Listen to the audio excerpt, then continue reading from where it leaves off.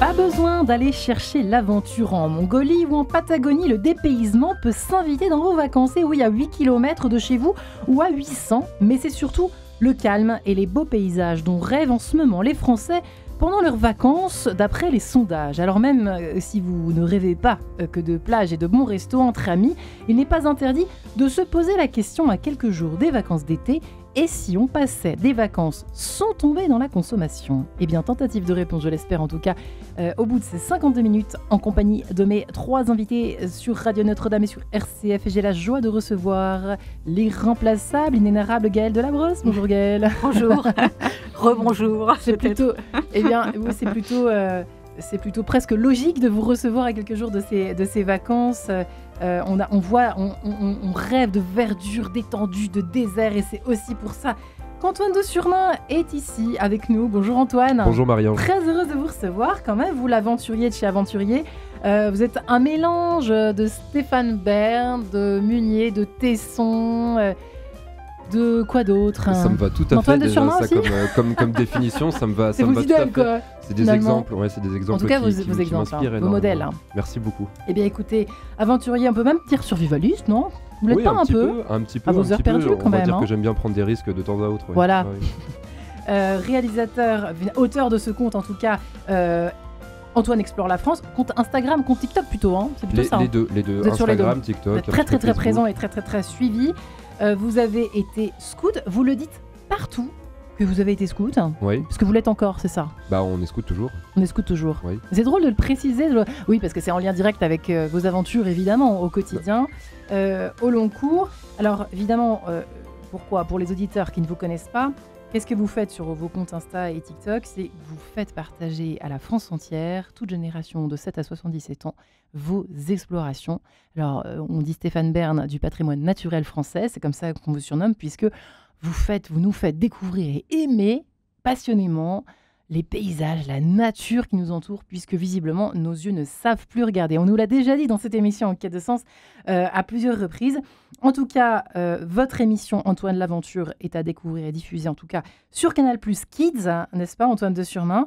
Et vous êtes aussi ici pour cet ouvrage que vous venez de publier aux éditions Salvator, Marche au désert sur le chemin de Saint-Guilhem. Alors peut-être un mot sur ce chemin de Saint-Guilhem, complètement méconnu pour bien des auditeurs certainement, Antoine. Qu'est-ce qu'il a de spécial ce chemin ? Effectivement, alors c'est un chemin de pèlerinage qui est tombé dans l'oubli, je pense, au cours des derniers siècles et qui gagne à être connu puisque c'est un chemin donc de 240 km qui part de Haumont-Aubrac, voilà, sur les plateaux de l'Aubrac. Donc il croise les chemins de Saint-Jacques. Voilà, c'est ça, et qui termine dans l'un des plus beaux villages de France, Saint-Guilhem-le-Désert. C'est l'un des plus beaux villages de France. C'est l'un des plus beaux villages de France, et on comprend quand on arrive dans ce village, qui est vraiment lové dans un écrin de nature. C'est un village qui est absolument magnifique. Et voilà, 240 km du nord au sud à travers les plateaux de l'Aubrac, les collines des Cévennes, le mont Lozère, les plateaux du Larzac, les gorges du Tarn, le cirque de Navacelles, le Cosméjean, voilà, tout ça, ce sont des noms qui, j'espère, résonnent et invitent au voyage. Ouais, on quitte le livre et on va sur le terrain. et on y va à pied surtout, n'est-ce pas ? On y va à pied. Et avec rien sur le dos. Mon but, moi, c'était donc de découvrir ce magnifique chemin en faisant un pari un petit peu fou. C'est-à-dire que je cherchais à rajouter de la difficulté à la difficulté. Je marche déjà beaucoup, c'est mon moyen principal pour m'évader et puis pour faire découvrir la France à ceux qui me suivent. Et donc j'ai décidé de partir sur ce chemin de Saint-Guilhem, marcher sur les 240 km de ce chemin, sans emporter de nourriture. Sans emporter le moindre Vous avez eu peur ? petit bâton de café. J'ai pas eu peur, non. En gros, c'est parti d'un constat. Il y a 80% de la flore sauvage française qui est comestible. Et je pense que 80%. Et je pense que, alors je vais parler surtout pour ma génération et celles qui vont me succéder, celle qui va me succéder, mais notre génération est assez déconnectée finalement de ce qu'elle met dans son assiette. C'est-à-dire que la génération de nos ancêtres, par exemple, connaissait très bien le nom des champignons, connaissait très bien les plantes sauvages, médicinales, comestibles, etc. Et ce savoir, c'est un petit peu effiloché, un petit peu perdu au fur et à mesure des générations. Et donc moi j'ai fait le pari de me nourrir exclusivement de plantes sauvages sur 240 km pendant 10 jours. Et vous n'avez pas perdu 15 kilos, quoi? J'en ai perdu 4. Ah, quand même. J'en ai perdu 4, mais en fait, il faut essayer de mesurer un petit peu le poids conséquence, quoi. En gros, je suis parti, j'ai vraiment marché 10 jours avec un sac qui pesait environ 15 kilos, avec un petit peu de dénivelé, avec 2 repas par jour, le midi et le soir, exclusivement végétaux. Wow. Donc moi je trouve que marcher 25 km par jour avec toutes ces conditions-là, 4 kilos à la fin de 10 jours, moi je trouve pas ça très cher payé. C'est honnête, franchement c'est honnête. Hein. C'est honnête. Voilà. Ah, oui. Nous sommes en ligne avec Sébastien de Courtois. Bonjour monsieur, bonjour Sébastien. Bonjour. Ravi de vous entendre. Vous qui êtes à Istanbul, c'est bien ça Sébastien? Non, pas du tout. Je suis à Chypre. Eh ben, écoutez, c'est peut-être pour ça aussi que la liaison n'est pas parfaite, mais ça fait peut-être faire partie du charme de l'émission. Producteur que vous êtes à France Culture de l'émission Chrétien d'Orient, mais vous êtes ici évidemment en tant qu'écrivain voyageur, n'est-ce pas Sébastien de Courtois, vous qui avez publié Un thé à Istanbul il y a quelques années et l'éloge du voyage chez Nil Éditions. Alors effectivement, ce thème, et si on passait des vacances sans tomber dans la consommation, ça fait très tendance, mais est-ce que c'est si partagé par nos concitoyens français, ces vacances à la Antoine de Surmain, à la Gaëlle de la Brosse, n'est-ce pas? On va évidemment reparler de toutes vos pérégrinations, y compris les livresses, Gaëlle de la Brosse, mais qu'en pensez-vous, Sébastien de Courtois? Alors sur le principe de prendre des vacances, je suis évidemment pour, si on le peut, bien entendu, sur le principe de réduire la consommation et notre empreinte à tout niveau, c'est absolument indispensable. Je crois qu'on a une prise de conscience accélérée et voilà, et qui nous devient, je veux dire, quelque chose d'obligatoire pour penser, pour se projeter dans l'avenir. Simplement, la mise en pratique peut être un peu plus difficile et délicate. Alors, nous ne le cachons pas. Moi, par exemple, je suis sur une île pour le travail. Je ne peux pas me déplacer sans prendre un avion parce qu'il n'y a plus. Je vis à l'étranger depuis pas mal d'années. Ne serait-ce que des exemples comme ça. Donc, on est obligé de faire des choix. Mais je crois qu'il faut s'y tenir. Alors, en vacances encore plus, si on va dans des endroits chauds, sur les questions de climatisation, sur les questions d'utilisation de la voiture, voilà, on fait ce qu'on peut, je pense. Chacun fait.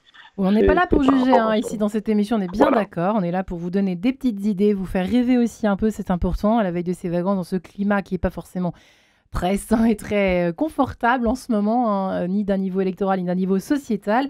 Mais justement, on est là pour ça dans cette émission En quête de sens. Merci Sébastien de Courtois. On va peut-être essayer de vous joindre sur une autre ligne parce que c'est quand même pas terrible cette friture sur cette ligne. Alors, Gaëlle de la Brosse, effectivement, à tout de suite. Gaëlle de la Brosse, vous, toutes ces pérégrinations, c'est vrai qu'on en parlait déjà la dernière fois quand vous êtes venu il n'y a pas si longtemps que cela, à travers la France, évidemment un petit peu à l'étranger, mais la France est quand même extraordinairement riche en dépaysement. On peut être dépaysé à quelques kilomètres de chez soi. Alors c'est sûr que c'est mieux de faire un peu plus de kilomètres, mais c'est quand même sidérant de se dire qu'on peut partir même de chez soi et se dire qu'on va passer de merveilleuses vacances avec quasiment rien sur le dos et surtout en ne consommant pas grand-chose.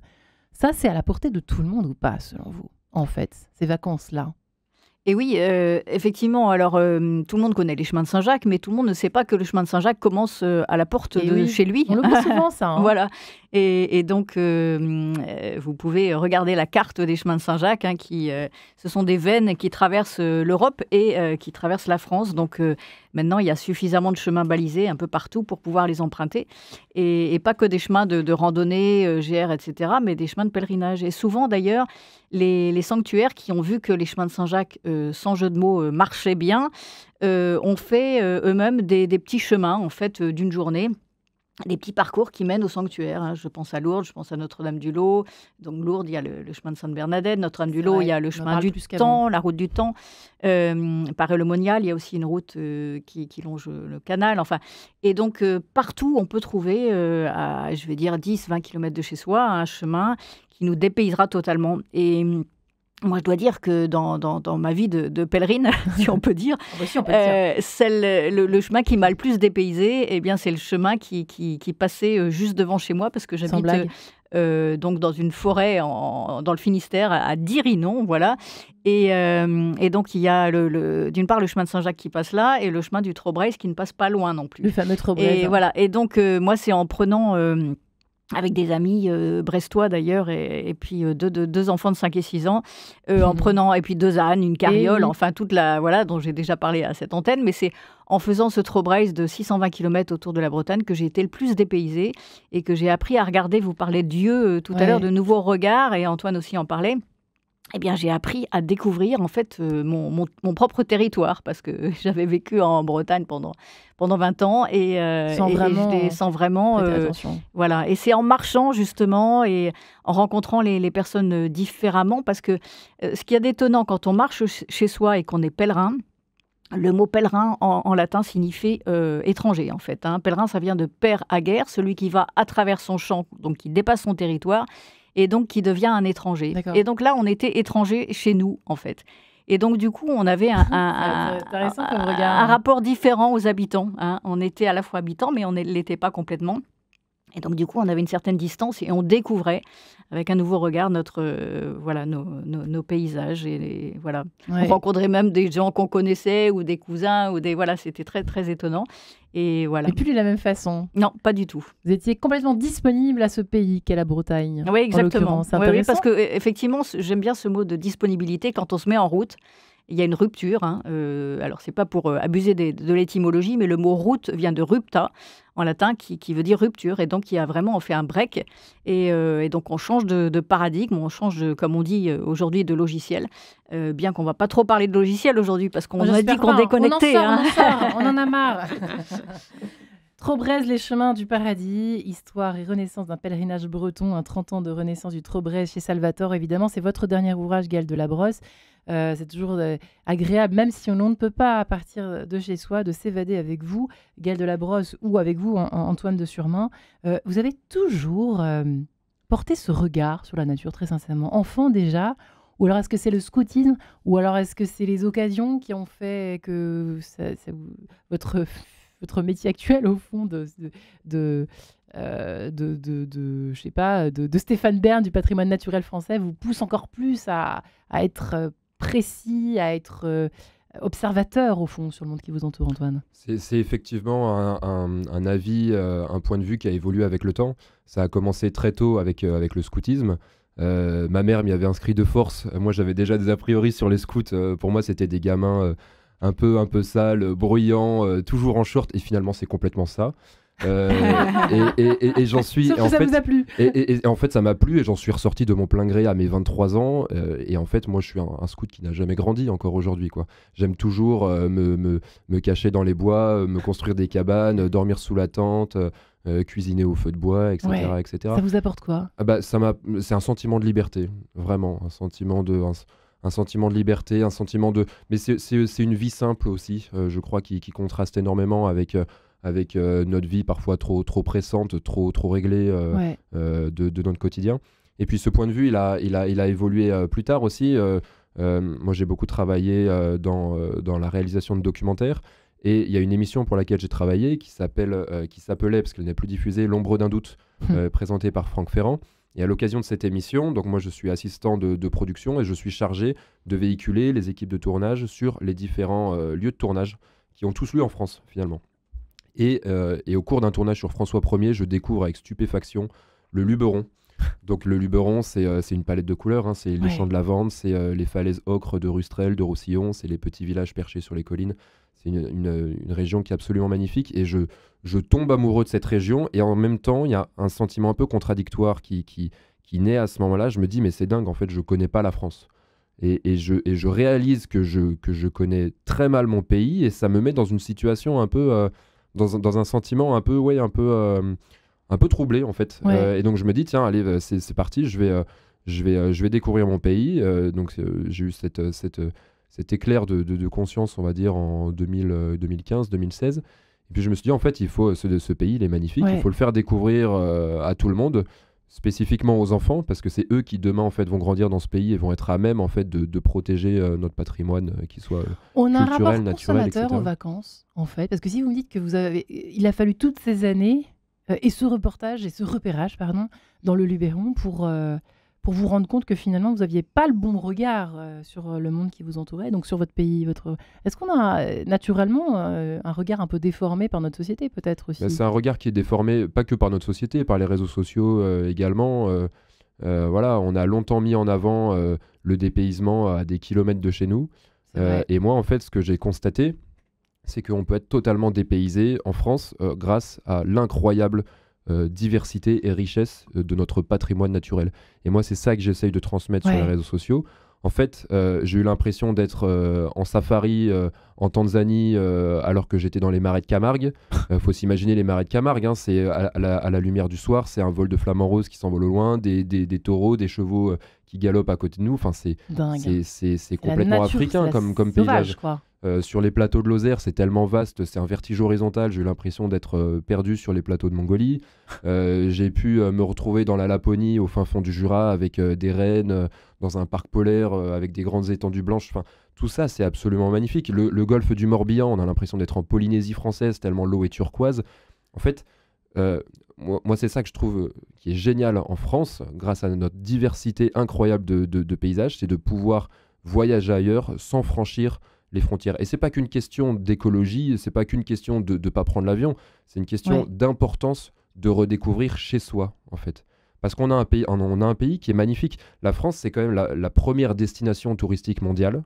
Hein. Il y a les touristes du monde entier se pressent par millions chez nous chaque année pour découvrir notre pays. Donc à nous de mesurer la chance qu'on a de vivre en France. La France, sur 1000 km du nord au sud, vous allez la traverser, vous allez partir des corons du nord, les petites maisons en briques, et en fait, vous allez traverser des pays juste sur 1000 km. C'est vrai que c'est extraordinaire. La France, vous la mettez dans le territoire du Texas. Le Texas, d'un bout à l'autre, ça n'a pas bougé. Hein, même l'Espagne, de certaine façon, c'est quand même pas très varié. La France, c'est quand même hyper varié, hyper diversifié. Quoi. Ouais. Bon, on a beaucoup de chance. Mozart, et ce presto, si vous le permettez, cet extrait de la symphonie numéro 4, KW 19, à tout de suite.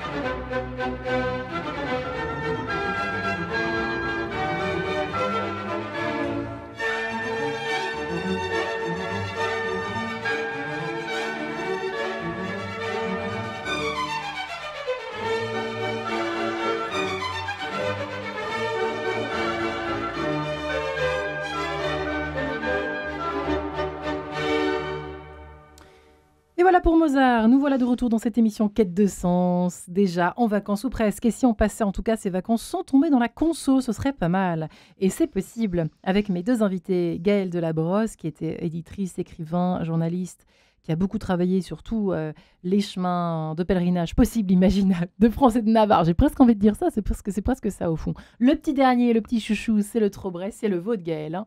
Les chemins du paradis, écrivez-vous. Et c'est vrai que sur la couverture, on pense évidemment tout de suite à notre ami Antoine de Surmain ici présent. puisque chez le même éditeur, vous publiez donc Saint-Guilhem le désert. Saint-Guilhem le désert, marche au désert, pardon, sur le chemin de Saint-Guilhem, dans l'autre sens. Et c'est vrai que c'est pas par hasard. Moi, je dis toujours que les ouvrages sortent comme ça. Et quand il y en a 1, 2, 3, 4, on sent, c'est dans tous ces ouvrages, ces récits de voyage, etc. Et même avec le dernier Tesson, etc. C'est vrai qu'on a l'impression qu'il y a quand même une aspiration au désert. Il y a une aspiration, une espèce d'attirance pour le désert.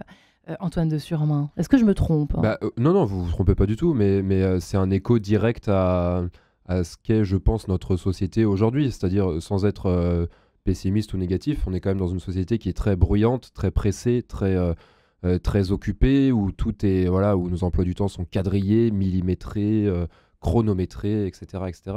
Et donc, forcément, devant autant de pression et d'obligations, on ressent le besoin en fait de faire le vide de temps en temps. On ressent Sylvain Tesson qui part avec les fées en voilier, Gaël qui part avec sa charrette sur le Trobrez et puis personnellement sur le chemin de Saint-Guilhem. Moi ce qui m'a énormément plu sur ce chemin-là, c'est ces immensités, en fait, ces immensités où on croise peu d'hommes, beaucoup de bétail, peu d'hommes. Et c'est très beau en fait. Ça fait du bien. Ça fait du bien et voilà, c'est cette solitude qui fait du bien, ce silence. Tout ça fait énormément de bien aujourd'hui. Quels sont les retours qui vous sont faits c'est une question qui a l'air complètement de partir dans l'autre sens, mais je suis pas sûre. Dans votre émission Antoine l'Aventure, par exemple, quels sont les retours qui sont faits ? Alors moi j'ai des retours de parents qui me font beaucoup rire et en même temps très plaisir. Des parents qui m'envoient des photos de leurs enfants en train de regarder l'émission et qui me disent que mon émission, c'est la garantie d'avoir des assiettes terminées au dîner et des chambres rangées. Voilà. Donc, vous plaisantez ? En fait, non, vraiment. Donc moi, je suis très content parce que là, c'est un pari gagné pour cette émission sur laquelle je travaille depuis 5-6 ans. J'ai d'autres... en fait, j'ai des parents aussi qui me disent mais en fait, là, mes enfants, ils viennent de voir un épisode sur le Jura. Et puis à la fin de l'épisode, ils sont venus me demander de partir en vacances dans le Jura. Donc moi, c'est pari gagné. C'est pari gagné à ce moment-là, en fait. Quand il y a les enfants qui font le souhait d'eux-mêmes de vouloir découvrir une région de France. Plutôt que d'aller à Disney. Plutôt que d'aller à Disneyland ou à Dubaï. Ou à Dubaï, voilà, c'est ça, en fait. C'est gagné, quoi. Ouais. Alors les influenceurs à Dubaï ont peut-être autant d'influenceurs que vous, mais n'empêche qu'ils n'ont rien à vous envier. Non, vous n'avez rien à leur envier, pardon. Non. Et puis bon, je suis pas dans une compétition. C'est fou d'être suivi comme ça. Je suis pas dans une compétition, mais ça dit quelque chose. Mais oui, ça traduit quelque chose. Et effectivement, il y a un vrai. J'ai l'impression qu'il y a un retour à l'essentiel. Il y a un retour. C'est ça. Il y a un retour à l'essentiel aujourd'hui. Les gens ont besoin d'être, enracinés autour de valeurs communes, de valeurs fédératrices. Et moi, je pense que le patrimoine, quel qu'il soit, en est une. De valeur. On a besoin d'être soudés, vous en parliez tout à l'heure, on est dans un climat sociétal qui est assez tendu en ce moment, en ébullition, la société française est très clivée, et moi je pense qu'on a besoin de se retrouver autour de valeurs communes, autour de valeurs d'amour, tout simplement. J'ai fait une vidéo sur Instagram il y a peu de temps où je déclare ma flamme aux Bretons, et je commence la vidéo en disant les Bretons, on vous aime. Et la vidéo a cartonné, elle est presque à 3 millions de vues. Et en fait, je crois que les gens ont besoin d'entendre ça, ont besoin de se rassembler autour de ça, ont besoin d'entendre qu'on les aime, ont besoin d'entendre que notre pays est beau, que c'est et que ça fait du bien de le mettre en valeur. Ouais, les racines aussi, peut-être Alon en a besoin finalement de s'y retrouver à une époque où on parle beaucoup de wokisme, de cancel, d'impersonnalisation, d'individualisation, mais en fait au sens anonyme du terme. Gaël Delabrosse, vos ouvrages, je vous ai jamais posé la question au fond, mais vous avez des retours de tous ces ouvrages qui fonctionnent. J'imagine qu'ils sont achetés s'ils sont autant publiés. Tous ces éloges du pèlerinage, ces guides spirituels, ces hommages à tous ces chemins qui sont vieux comme le monde au fond. Alors il y a deux genres de livres. Il y a les récits qui donnent envie de partir, et c'est vrai ce que dit Antoine. Quand on a lu un récit de voyage, on n'a qu'une envie, c'est de se mettre en route. On a les jambes les fourmis dans les jambes, voilà. Et puis il y a la deuxième sorte de livres qu'on publie, notamment chez Salvatore, c'est la série des guides spirituels. Et donc on a fait un guide spirituel sur la voie du Puy-en-Velay, un deuxième sur Souvigny. qui est un sanctuaire de l'Allier, qui est moins connu. Et puis le troisième sur les chemins du Mont-Saint-Michel et le sanctuaire du Mont-Saint-Michel. Et donc là, en fait, l'idée, c'est aussi d'apprendre à marcher un peu différemment et d'apprendre avec, comme le dit votre émission, en quête de sens, en fait. Hein. Et les gens ont besoin d'outils. Moi, avant de publier ces livres, en fait, j'avais été dans une librairie que je ne citerai pas et j'avais demandé un peu à la libraire qu'est-ce que les gens ont besoin de lire, en fait, en voyage et en vacances. Et ben, il m'avait dit ça, ils ont besoin d'être guidés un peu, en fait. Ils ont besoin d'outils pour découvrir les choses autrement. Voilà. Et donc, ce sont des guides. Alors, le livre, l'objet livre, a ceci d'intéressant par rapport aux livres ou aux guides qu'on a sur Internet, c'est qu'on déconnecte, en fait. Et je pense que ça, c'est vraiment important. En vacances. Alors maintenant, il y a des agences de voyage qui proposent des voyages très chers, alors qu'ils appellent unplugged, qui sont débranchés en fait. Ouais. Alors on paye très cher pour pas avoir de réseau finalement, pour pas avoir de connexion. C'est vrai que c'est fou. Alors que finalement, c'est quand même un peu... Vous dites qu'on a besoin d'être guidé, c'est intéressant Antoine. Pourquoi avez-vous autant de succès? Alors pardon, mis à part le fait que vous êtes très talentueux dans votre façon de transmettre cette passion pour la nature, moi, je me demandais, en vous entendant tous les deux depuis le début de cette émission, c'est cette espèce de besoin d'être guidé, comme vous l'avez dit, Gaëlle. On n'a plus finalement, comme jadis, nos grands-parents qui nous emmènent en forêt, qui nous montrent les différentes variétés de feuilles, de fleurs, les champignons, la nature, les oiseaux, la faune et la flore, etc. Évidemment, heureusement que vous êtes là, mais vous croyez qu'il y a une espèce de rupture comme ça, de transmission intergénérationnelle, et que vous prenez ainsi le relais de cette transmission un peu ratée à notre génération aujourd'hui? Oui, alors j'ai pas envie de tout jeter non plus là-dedans. Hein. Il faut pas avoir un regard trop noir. Tout n'est pas perdu, loin de là. Mais effectivement, je pense que en fait, on doit tous être animés. Chacun de nous, on doit être animé par une seule question. Qu'est-ce qu'on va laisser derrière nous? Qu'est-ce qu'on cherche à transmettre et qu'est-ce qu'on va laisser derrière nous? Ça, je pense que c'est essentiel de se la poser comme question quand on est 7 ou 77 ans. Bon, à 7 ans, pas trop se mettre la pression non plus. Mais voilà, qu'est-ce qu'on va chercher à transmettre derrière nous? Moi, j'ai été énormément inspiré par déjà l'émission, par exemple, C'est pas sorcier avec Jamie Gourmaud, Frédéric Courant, etc. Ouais. Eux m'ont donné envie de faire des émissions télé. Ils m'ont donné envie de transmettre. Je me suis énormément inspiré de leur manière de construire une émission pour faire la mienne. Ouais. Également, Stéphane Bern m'a inspiré, lui, par son... Pour raconter une histoire, quoi. Pour raconter une histoire, par son amour inconditionnel qui transcende complètement sur l'histoire de France, sur le patrimoine historique, etc. Vincent Munier, lui, m'a énormément influencé sur... sa capacité d'émerveillement, la nécessité, regarder, quoi. La nécessité de voir, de regarder, et sur la nécessité de s'émerveiller, de contempler, sur besoin même vital de s'émerveiller. Donc voilà, moi c'est des personnes comme ça qui pour moi ont été des passeurs que j'ai pas réussi à retrouver forcément ni dans mon parcours scolaire, ni au scout, ni dans ma famille. J'ai appris d'autres choses en fait dans ces autres vecteurs-là. Mais voilà, moi c'est ça que j'essaye de transmettre aujourd'hui. Et voilà, je pense que je commence à y arriver et tant mieux en fait. Il y a déjà des gens qui partent en randonnée en France sur mes traces. Des gens qui partent redécouvrir le pays, et à ce moment-là, moi je suis très content. Voilà. Ouais, ça fait moins de monde sur les plages, les spots, c'est très bien en plus. Bah ça voilà. répartit un peu plus les vacanciers. Il faut pas surconsommer les destinations qui sont déjà très prisées.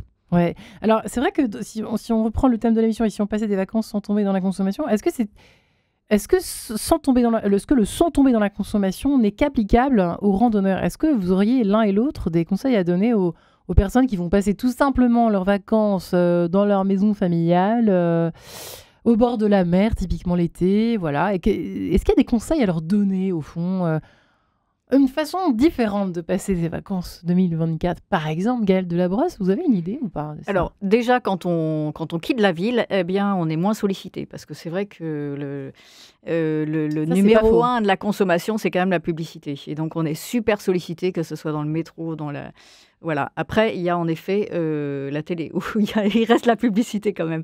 Mais dans les cités balnéaires, il y a une ville et on est happé par les vitrines, par la... Ah oui, dans les cités balnéaires. C'est vrai que c'est pas là où je vais, effectivement. Donc non, mais voilà, mon regard est un peu... Mais je pense, effectivement... alors, moi, j'aime bien prendre la... Il y a une expression qui dit « on ne peut pas être et avoir été ». Et moi, j'aime bien la prendre en supprimant le dernier mot. Et on dit « on ne peut pas être et avoir ». Voilà.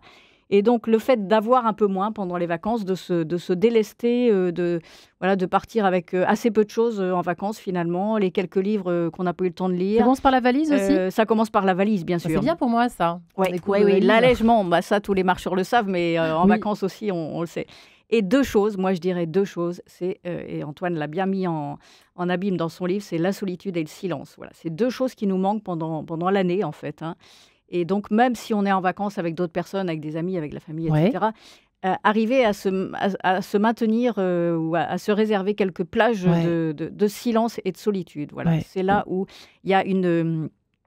sur l'Aubrac, d'ailleurs, Antoine, je ne sais pas si tu l'as vu, il y a cette stèle où il est écrit « Dans le silence et la solitude, on n'entend plus que l'essentiel ». Wow, voilà. Et je pense que c'est si on part avec ces deux compagnons de route, le silence et la solitude, au moins pour quelques sas de respiration, ça sera gagné. Déjà pas mal. Ouais. Antoine, il n'y a pas grand-chose à rajouter, hein, vraiment. Moi, je trouve que Gaël a tout dit. Hein. Avoir un peu moins pour être un peu plus. Voilà, je pense que c'est ce qu'il faut retenir. Effectivement, du silence, de la marche. Moi, j'ai commencé à marcher parce que je me posais beaucoup de questions. La marche a apporté plein de réponses. C'est pas un mythe, ça, c'est vraiment la réalité. Ah oui, non, c'est vraiment c'est la réalité. Hein. Vraiment. En fait, si jamais vous traversez une phase de votre vie qui est pas facile, si jamais vous vous posez des questions, si jamais vous avez beaucoup de soucis, moi, le seul conseil que je pourrais vous donner, c'est de partir marcher. Ouais, tout simplement. Et il faut pas grand-chose pour partir marcher. Il y a plein de gens qui me demandent sur les réseaux, mais voilà, je fais comment pour me lancer? J'aimerais bien partir marcher 3 jours. Une paire de chaussures, un sac, et c'est parti. Vraiment, et on fait comment? On prévoit rien? Non, vraiment, il faut pas surplanifier, parce que là, déjà, c'est s'encombrer l'esprit de trop de choses. Alors ça convient pas forcément à tout le monde, parce qu'il y a des gens qui aiment bien avoir le contrôle, rester dans l'organisation, etc. Mais parfois, il faut pas se demander comment on fait pour partir marcher, juste il faut faire. Il faut mettre ses chaussures, claquer la porte de chez soi et partir... sans se retourner, sans se poser trop de questions, quoi. Et vous disiez, je crois, je ne sais pas si c'est dans votre livre ou ailleurs, que vous dites que vous partez sans produits industriels, c'est ça? Ben oui, sans nourriture industrielle. Ouais, sans nourriture, pourquoi? Voilà. Bah, sans nourriture du tout, mais sans nourriture industrielle, vous précisez ça, c'est pour ça que je me posais la question. Sans nourriture, sans nourriture que j'aurais acheté dans le sans bolino, sans commerce, petite sans nourriture que j'aurais acheté dans le commerce. Ouais, voilà. Non, mais je suis vraiment parti sans nourriture. Les seules choses que j'ai amenées avec moi, c'était une petite fiole d'huile d'olive, de vinaigre et du sel. D'accord. Parce que j'ai mangé énormément de plantes. J'ai mangé du plantain, j'ai mangé des pissenlits, des orties, du trèfle. C'est merveilleux. Des nombrils de Vénus, quelque chose comme ça. Tout se mange, tout ça. J'ai mangé de l'herbe. des noix, de l'herbe. Le but, c'était pas de me métamorphoser en ruminant non plus. Mais ça m'a... En fait, le fait de se délester, encore une fois, de tout ce superficiel, moi, m'a aidé. En fait, d'une part, ce que ça m'a appris, c'est que la nature me fournissait en temps et en heure tout ce dont j'avais besoin pour continuer d'avancer. Et d'autre part, une fois que je me suis rendu compte qu'en fait, je m'étais délesté de tout ce superflu, de ces questions du qu'est-ce que je vais manger à midi, il va falloir que je trouve un commerce, machin truc et tout. En fait, une fois que je me suis délesté de ces questions-là, parce que je savais que la nourriture me procurait ce dont j'avais besoin pour avancer, en fait, j'avais beaucoup plus de temps après pour me reconcentrer sur l'essentiel, l'émerveillement, la contemplation, le silence, la marche et tout ce qui en découle. Eh bien, si vous le permettez, les négresses vertes passent par ici et on se retrouve par là. À tout de suite.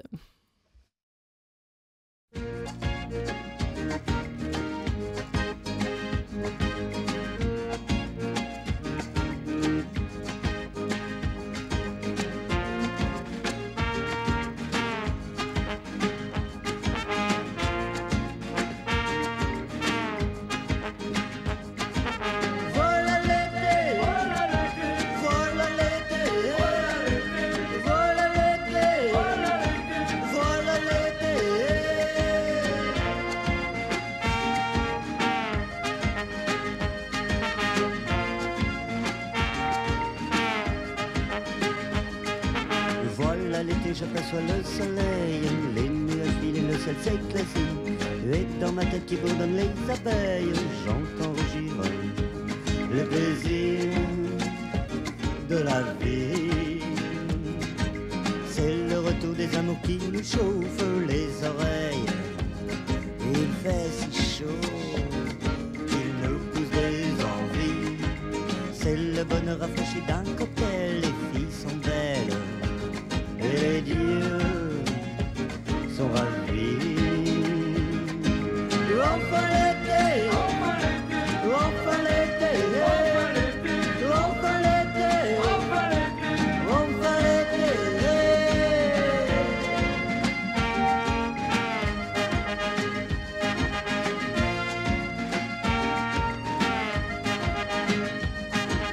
Enfin l'été, mais il y a déjà plus d'argent. Le tout Paris se transforme en phobie. Le métro sud tout devient purulent dans ses souliers. Le passager abruti a dit doigté qui s'exprime violemment. Il y a plus d'amis, les voisins sont partis. L'été Paris c'est plutôt relaxant. On rêve de plage et la Seine est jolie.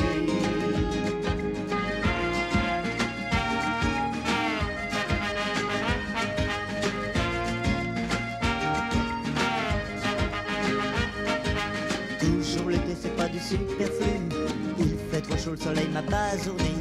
Rillettes sous les bras, j'avance dans la rue. Je pense à ces cons qui seront chiés dans le lit. Tous ces torches-culs qui vont cuire dans leur jus. Tous ces noyés, le mer, quelle saloperie. Et sur les routes, le danger, ça vous tue. Vivement l'automne, je me sens tout aiguille.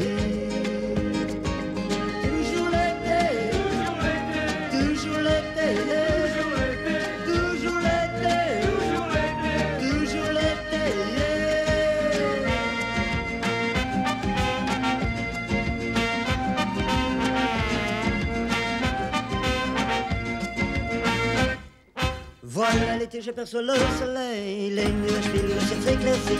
Et dans ma tête qui bourdonne les abeilles, j'entends rugir les plaisirs de la vie.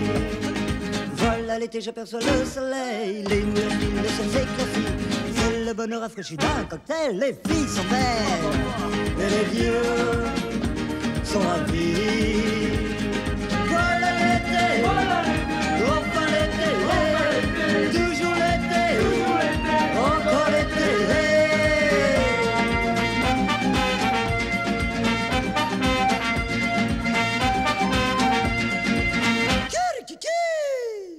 Un petit clin d'œil, un brin provoque de notre programmateur musical François Dieudonné. Et merci à lui d'ailleurs pour tout ce travail musical tout au long de cette saison. Et bien sûr la prochaine aussi aux commandes. Et si on passait des vacances sans tomber dans la consommation? Eh bien oui, c'est possible.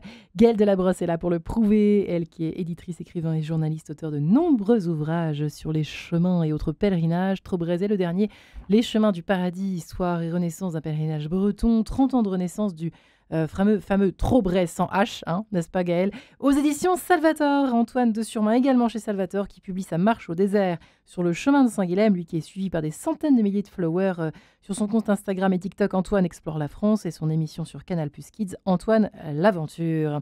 Et Antoine de Surmain, nous attendons les menus, menus du jour.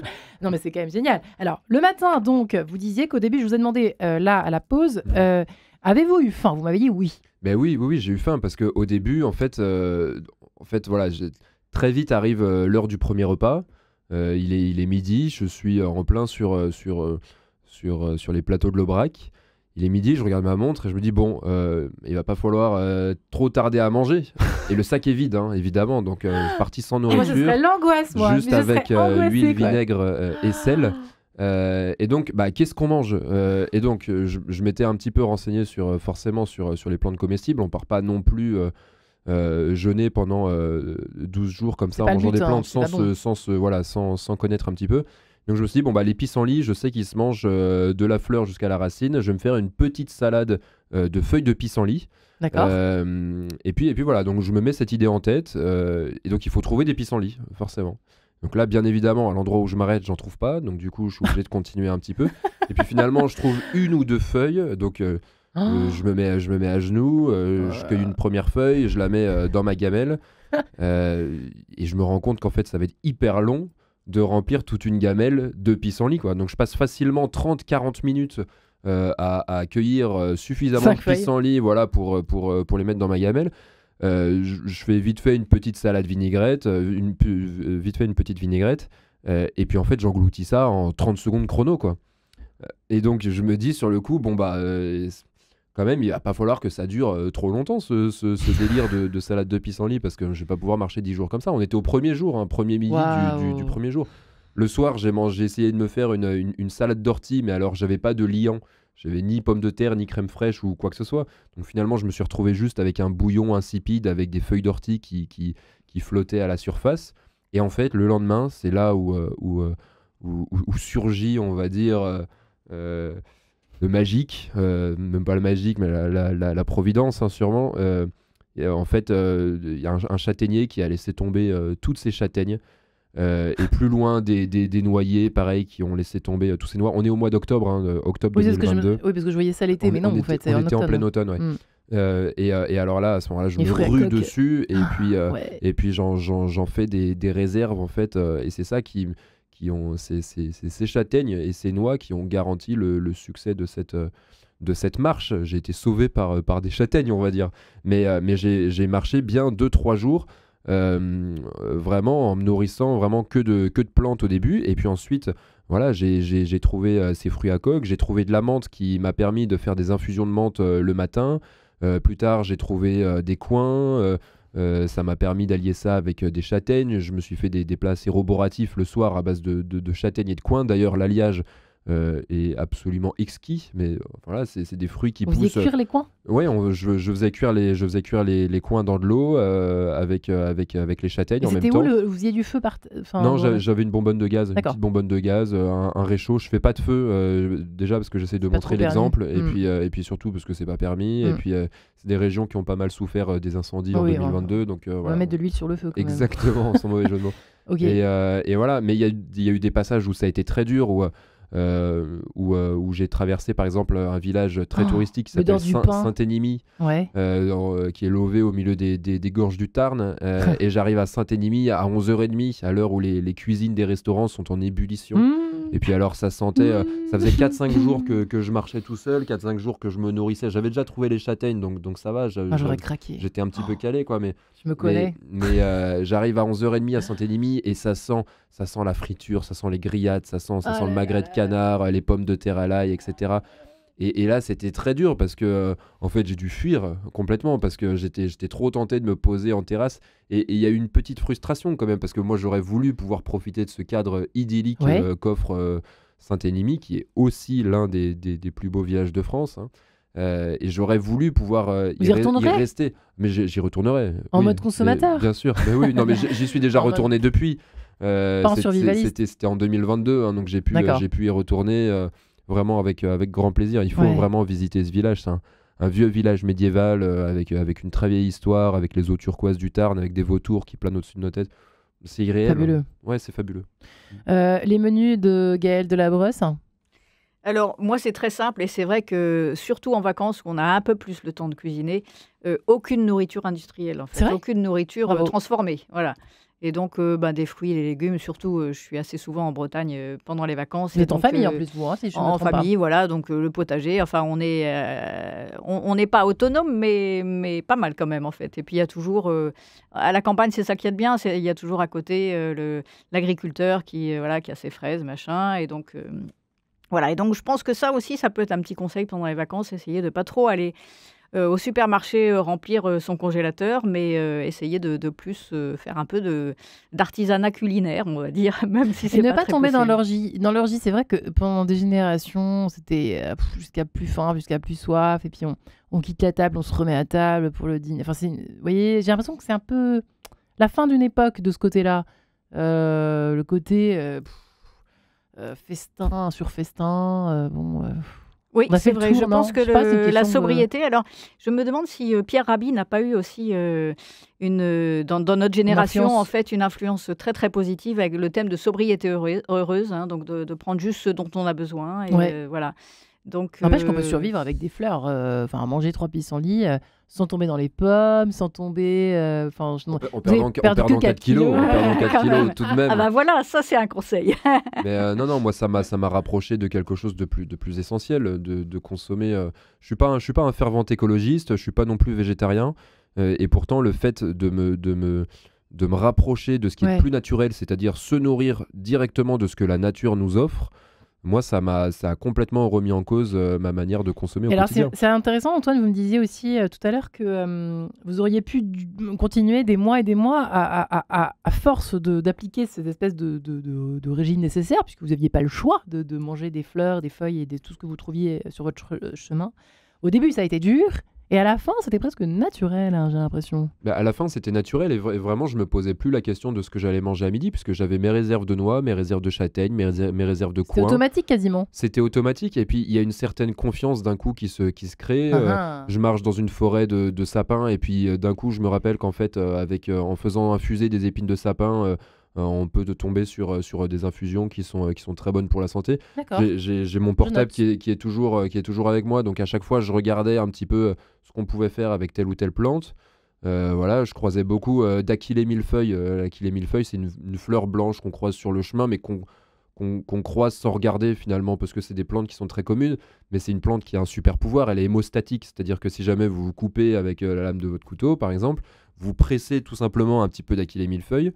Et pour l'avoir testé, je vous confirme que ça marche vraiment. Et le saignement s'arrête quasiment instantanément. Enfin, voilà, Incroyable. en fait, moi, ça m'a fait du bien de me reconnecter avec ces choses-là parce que c'est naturel, en fait. C'est naturel, c'est simple, c'est bon. Et voilà, pour quelqu'un comme moi qui s'est laissé un petit peu enfermer dans les murs de la capitale, ça fait 15 ans que je vis à Paris maintenant. Mais voilà, Oui, mais pour faire votre je trouve documentaire. mon équilibre. Ah oui. Oui, non, mais je trouve mon équilibre en voyageant en France. Mais bon. pour moi qui vis depuis longtemps dans une grande ville, bah, je me rends compte que ça fait énormément de bien en fait de voir qu'on peut encore se reposer complètement sur la nature et sans dépendre de personne d'autre, d'aucun organisme, d'aucune politique, d'aucune. Voilà, ça fait du bien de se laisser aller. Et donc pour les d'être, personnes qui ont peur de manquer, c'est excellent ce genre de. Alors c'est On manque de effrayant rien. pour ces personnes-là parce qu'il faut se lancer là-dedans à l'aventure totalement, quoi, hein, Gaël et Antoine. Oui, et d'ailleurs, je voyais ce matin, pas plus tard que ce matin, il y a un bond pour le scoutisme, en fait. Il y a de plus en plus de personnes qui mettent Absolument. leurs enfants. Voilà. Et donc, Les chiffres, voilà, l'école de la flambent. nature. Hein, je pense que pour les enfants, pas pour ceux qui nous écoutent et qui ont des enfants, c'est Ouais. vrai que Oui. tous ces mouvements de jeunesse qui permettent d'être plus proches de la nature Ouais. et puis d'apprendre justement des choses qu'on ne sait plus actuellement, effectivement. Mettez vos enfants au scout. Alors ça, on l'a Ils vous bien m'en diront compris avec peut-être au Antoine. début, mais ils vous remercieront dans 15 ans, 20 ans. Mettez vos enfants au scout. Alors Ouais. c'est vrai que moi j'ai pas fait de scoutisme, mais j'ai fait des camps itinérants à l'étranger, enfin pendant 8 années de suite quand j'étais ado, et le fait de faire un feu de camp, de dormir à la belle étoile. Alors Ouais, ça, on en a parlé tout à l'heure. voilà, il faut le faire pendant vos vacances, hein. Ouais. Surtout une nuit à la belle étoile. Alors même si vous dépassez pas minuit, c'est pas grave, mais au moins voilà la voûte céleste et puis ça nous reconnecte Apprendre à lire les étoiles. Faites ça avec vos à enfants, d'autres voilà, réseaux. c'est Voilà, c'est une ouais, bonne ouais. sortie nocturne finalement, fait, toute simple, ouais. en sorte de Ouais. chez soi. Et j'ai envie de terminer, pas tout à fait presque, par cette rencontre avec Charles Wright. Hein. Comment ça s'est fait que Charles Wright Alors donc Charles Wright, il a écrit un livre très connu, Le chemin des il estives. était venu en parler ici d'ailleurs l'année dernière, enfin, il y a génial. 2 ans. Et je l'ai rencontré à l'occasion d'un banquet. Lui, ce qu'il appelle un banquet rabelaisien au sein du Clos Vougeot en Bourgogne. On a eu la chance d'y être invités et d'être tous les deux intronisés par la confrérie des chevaliers du tas de vin. Qui se réunit régulièrement, plusieurs fois par an, autour d'un grand repas avec 400 convives et en dégustant évidemment de très grands crus de Bourgogne. Et donc, moi, je suis assis à côté de Charles à ce moment-là. Ni lui ni moi n'avons. Je sais qui est qui. Voilà, on ne sait pas qui nous sommes et on n'a surtout aucune idée du pourquoi on est là, en fait. On est un petit peu perdu parce que Charles, voilà, si vous le connaissez, c'est il a voulu être jésuite, il est parti marcher sans argent, il est aussi en quête de sobriété, de silence, etc. Moi, je suis énormément attaché à tout ça aussi. Et puis d'un coup, on se retrouve en smoking dans un cellier cistercien avec 400 invités, etc. On ne sait pas trop ce qu'on fait là. Et puis en fait, il y a une amitié qui se noue très vite. En fait, on découvre qu'on a beaucoup d'intérêts communs, beaucoup de valeurs communes. Et puis, je lui ai demandé, en fait, bien plus tard, d'écrire la préface de mon livre.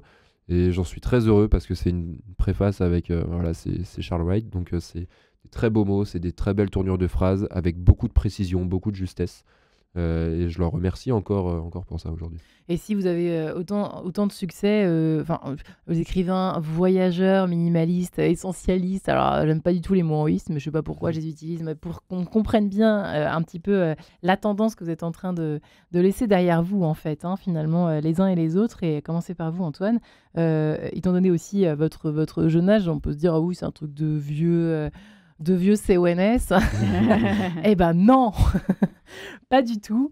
Et ça prouve bien que vous faites rêver aussi les jeunes, et pourtant avec de l'essentiel. On est loin là pour le coup, effectivement, on l'a dit tout à l'heure, de Dubaï, de tout le bling-bling, de tout ce monde qui semble-t-il en fait rêver quand même un certain nombre. On a l'impression qu'il y a un petit peu pas de poids de mesure, mais je sais pas, il y a 2 types de rêves, mais vous êtes quand même à peu près à égalité avec les rêveurs d'étoiles qui brillent artificiellement. Vous êtes pour les étoiles qui brillent naturellement, les étoiles du ciel au fond. Le retour à l'essentiel va peut-être gagner la victoire, je ne sais pas, d'ici 10 ans, on verra partout. En tout cas, on a le vent en poupe, c'est-à-dire que moi sur les réseaux sociaux, je suis en contact direct avec beaucoup d'autres influenceurs. Qui font la promotion d'autres patrimoines, le patrimoine bâti, le patrimoine gastronomique, le patrimoine culturel. C'est des influenceurs qui ont mon âge, ils ont 30 ans et je peux vous garantir que le créneau du patrimoine, ça cartonne en ce moment. Vraiment parce que, encore une fois, c'est fédérateur. Donc voilà, moi je voudrais dire à vos auditeurs de garder espoir. Parfois ceux qui ont tendance à être déprimés, à dire que les jeunes font plus rien.